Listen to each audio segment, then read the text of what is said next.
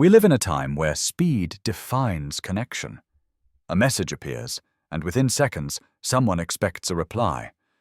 It's as if silence has become a kind of offense, and waiting has turned into a sign of disinterest. But when you step back, when you stop replying instantly, you begin to notice something deeper. The silence unsettles people, not because of what it means, but because of what it reveals. Constant communication creates a rhythm, a pattern of response and reassurance. When that rhythm stops, people's true comfort levels come to light.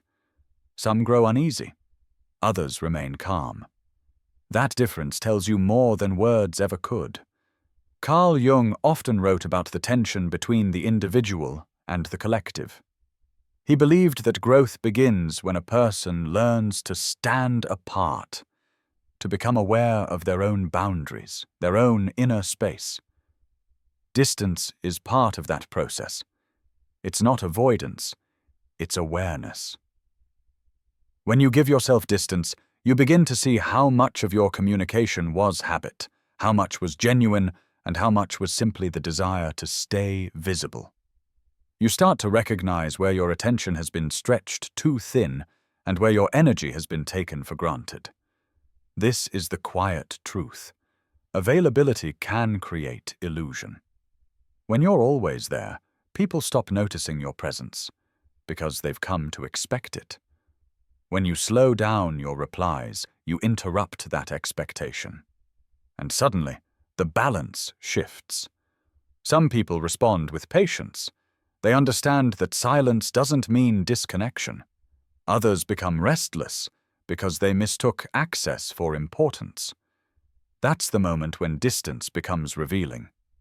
Jung believed that moments of separation allow the unconscious to rise to the surface. In relationships, that means reactions begin to show what's been hidden. Frustration, dependence, impatience, or sometimes understanding, respect, maturity. Distance acts like a mirror. It reflects not only how others value you, but how you've valued yourself. If you feel guilty for slowing down, it may be because you've tied your worth to constant response.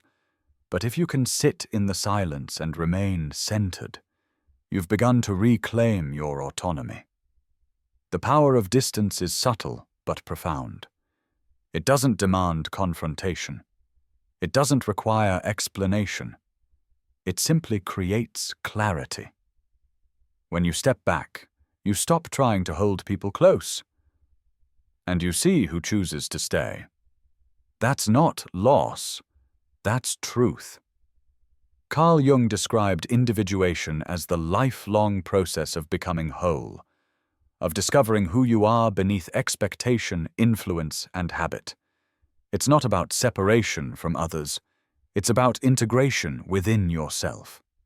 When you're constantly responding, constantly available, you begin to lose that center. Your attention becomes scattered, your sense of self diluted in the noise of others' needs. Every message pulls a little piece of you outward, and over time, you start to mistake connection for identity. Jung understood that the individual must learn to stand apart from the collective, not in rebellion, but in recognition, that your worth doesn't depend on how often you are seen or how quickly you respond.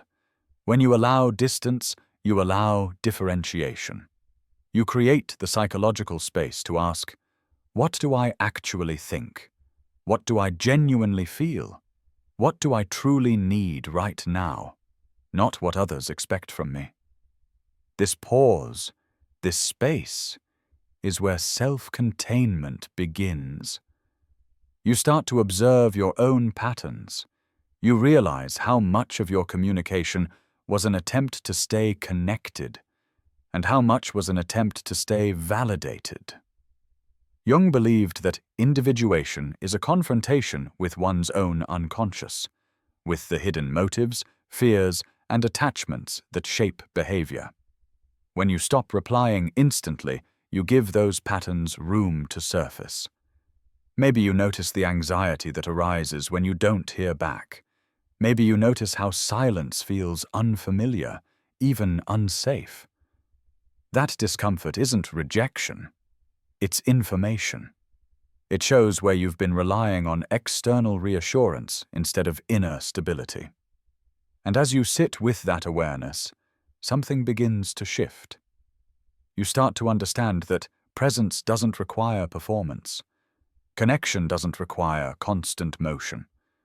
Individuation is not isolation. It's balance. The ability to remain connected to others without losing yourself in them. It's the quiet confidence of knowing that your value exists even when you're not actively proving it. When you cultivate self-containment, distance stops feeling like withdrawal. It starts feeling like clarity. You no longer chase validation through response. You offer it through authenticity. This is what Jung meant when he spoke of becoming whole. To be in touch with your own inner rhythm, to respond from awareness rather than reflex, and to maintain connection without surrendering your independence. When you reach that point, you no longer fear the pauses. You understand that space doesn't weaken real connection, it strengthens it. Because you've learned to carry connection within yourself. When you create distance, you do more than change a routine. You disrupt an unconscious pattern. And that disruption reveals truth. People are most themselves when something familiar is removed. When the rhythm of instant replies ends, you begin to see who responds with understanding and who reacts with unease. That difference matters. Carl Jung believed that much of what drives human behavior lies beneath awareness, in what he called the unconscious. He explained that our reactions are often shaped by hidden emotions and unexamined motives. We think we're responding to another person, but often we're responding to something within ourselves. So when distance appears, and someone reacts with irritation or withdrawal, that reaction isn't just about you. It's about what the silence awakens in them. Maybe it touches their insecurity, their fear of being unimportant, or their discomfort with not being in control. Likewise, your own reactions to distance reveal your inner landscape.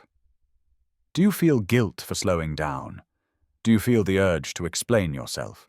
Or can you hold the pause with calmness, trusting that what's real doesn't need constant proof? This is where reflection begins. Jung often said that we meet ourselves most clearly through others. Their reactions mirror what we may not yet see in ourselves. When someone becomes distant and you feel unsettled, ask what part of you is asking for reassurance. When someone remains calm and steady, ask what that teaches you about your own capacity for patience. Distance turns reaction into revelation, if you're willing to observe without judgment. In moments of pause, the unconscious surfaces gently. You start to recognize the difference between connection and attachment, between being valued and being needed. That awareness doesn't come through confrontation, but through quiet observation. Jung saw reflection as essential to psychological growth, the ability to step back from impulse and see what the emotion is trying to tell you. When you stop replying instantly, you're not creating tension, you're creating a mirror. Every silence, every delay becomes an opportunity to witness behavior, your own and others. Some will react defensively, because silence challenges control. Others will respond thoughtfully, because silence invites respect. The reactions themselves are neutral. It's the meaning behind them that matters. Reflection transforms reaction into understanding. It replaces assumption with insight. It shifts your attention from "why are they acting this way" to "what does this reveal about both of us?" In that awareness, you move closer to what Jung described as consciousness, the ability to see clearly without being consumed by emotion. And once you can do that, distance no longer feels like a wall. It becomes a window, one that lets you see human nature more honestly. Not everyone who stays close values you. Sometimes they value what you give them, your attention, your validation, your consistency. And it can take distance to see the difference. Carl Jung often spoke about projection, the tendency to see our own inner needs and emotions in others. We project what we want to believe, and we call it connection. But projections blur reality. They make it hard to see who a person truly is, and harder still to see what you're really giving away. When you're constantly present, people grow accustomed to your energy. They stop noticing that it's a choice you make, not an obligation. Your quick replies become an expectation, not an expression of care. When you finally pause, when you don't answer right away, those projections begin to crack. The image someone built of you as always available starts to fade. And what's left behind is truth. Some will respond with understanding because they never confused your presence with possession. They value you, not just your response. Others will react with frustration because what they valued was the certainty of your attention. Jung understood that the psyche resists losing control. When people can no longer predict your reactions, they're confronted with their own dependency. Distance exposes that dependency for what it is. Not love, not care, but attachment. Attachment seeks comfort. Value seeks connection. One clings, the other respects. When someone truly values you, they won't measure your care in response time. They'll measure it in consistency, honesty, and depth. They'll understand that space is natural, that silence doesn't erase connection, because they see you as a person, not a pattern. But when someone is attached to what you provide, distance feels like threat. They begin to question your loyalty, not because you've changed, but because their expectation has. This distinction between attachment and value is one of the clearest mirrors distance can offer. It shows you who respects your autonomy and who depends on your availability to feel secure. Jung believed that genuine connection could only exist between two whole individuals, each grounded in themselves, each capable of standing alone. Attachment, on the other hand, is rooted in fear, the fear of losing something that was never meant to be owned. So when you take space and someone reacts with calm understanding, you've found balance. When they react with pressure, you've uncovered dependency. And that awareness, while it may be uncomfortable, is freedom. Because now you can choose where to place your energy consciously. You can nurture relationships that breathe, not ones that suffocate under the weight of constant reassurance. Distance doesn't destroy what's real. It simply reveals what was relying on illusion. It separates genuine value from emotional attachment and leaves you standing in the clarity of what remains. Silence has a way of reflecting everything that words tend to cover. It's not empty, it's revealing. And the longer you sit in it, the more you begin to understand its depth. When communication slows, most people rush to fill the gap. They worry that quiet means something's wrong. But in truth, silence is information. It shows how comfortable someone is with stillness, with uncertainty, with not knowing. Carl Jung believed that withdrawal and introspection weren't signs of detachment, but essential steps toward self-knowledge. He understood that without stillness, we can't hear what's actually happening beneath the surface of our interactions. When you stop replying instantly, you're not withholding attention. You're creating a reflective surface. In that quiet, the patterns of others, and your own, begin to appear. You notice who checks in with thoughtfulness and who vanishes when the energy isn't constant. You notice who respects your boundaries and who mistakes them for rejection. Silence makes motives visible. It exposes who is capable of patience and who is driven by expectation. But the mirror doesn't only face outward, It turns inward too. You start to see yourself more clearly. Maybe you notice the urge to break the silence, to explain, to reassure, to make things feel normal again. That impulse often reveals where your sense of peace depends on external validation. Jung would call this confrontation with the shadow, the part of ourselves we'd rather not see, the side that seeks constant approval, that fears being misunderstood or forgotten. Silence gives that part nowhere to hide. As the noise fades, you begin to hear your own thoughts without interruption. You start to separate your genuine desire for connection from your need for reassurance. And that distinction is vital. Silence teaches balance, how to stay connected without losing your inner calm. It reminds you that presence isn't measured by activity, but by attention. In relationships, this is where authenticity lives. When people can share quiet without discomfort, it shows a kind of emotional maturity, a trust that doesn't need to be proven moment by moment. Jung believed that what's unconscious seeks expression, and silence is often the stage where it steps into view. When no words are exchanged, behaviors, emotions, and intentions become clearer. It's the psyche's way of speaking without sound. The beauty of silence is that it asks nothing of you. It doesn't push, it doesn't persuade, it doesn't demand. It simply reflects.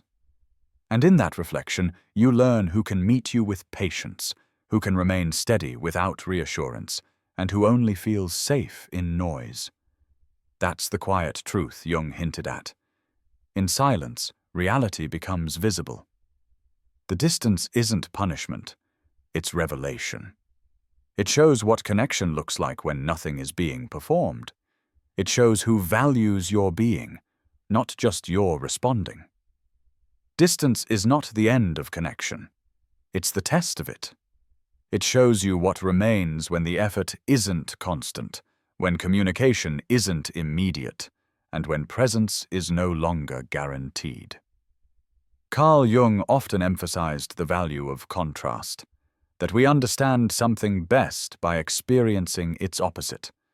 We recognize warmth through cold, light through shadow, and connection through moments of separation. When you take space, you begin to see which connections were genuine and which were sustained by routine. You notice who adapts and who resists the shift. Those who value you will not vanish in silence.